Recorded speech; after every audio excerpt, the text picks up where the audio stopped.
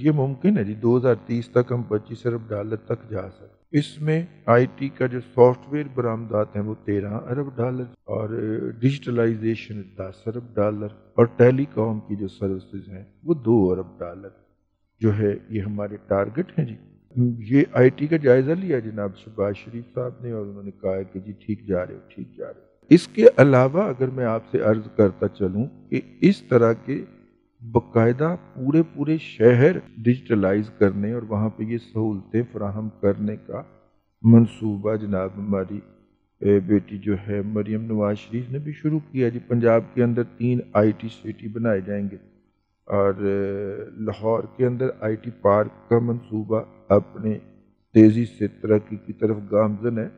یہ آپ ذرا کلمت چوک سے جیسے ہی گلبرگ کو داخل ہوں تو رائٹ سائڈ پہ سینٹرل بزنس ڈسٹرکٹ CBD جو ہے وہاں پہ اس وقت آپ کو یہ آئی ٹی پارک آپ وہاں پہ جا کے ڈھونڈ سکتے ہیں. وہاں پہ آئی ٹی کی ٹریننگ کے ادارے بھی ہیں. نمبر 1 آئی ٹی کی کمپنیوں کے دفاتر بھی بن رہے ہیں, ابھی بن رہے ہیں لیکن کچھ بن بھی چکے ہیں.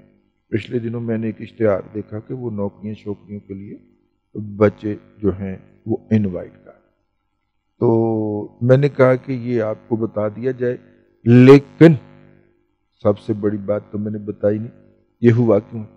ہاں یہ ہوا اس لیے ہے کہ ہماری جو اسپیشل انیشیٹو فیسیلیٹیشن کونسل ہے نا حافظ صاحب علی SIFC, اس نے جناب اس کے اوپر نظر رکھی ہوئی ہے اور جہاں پہ کوئی رکاوٹ پڑتی ہے وہ آگے بڑھ کے وہ رکاوٹ دور کر دیتے اور یوں یہ منصوبہ دن دگنی رات 8 گنی ترقی کرتا ہوا پایا جا رہا ہے.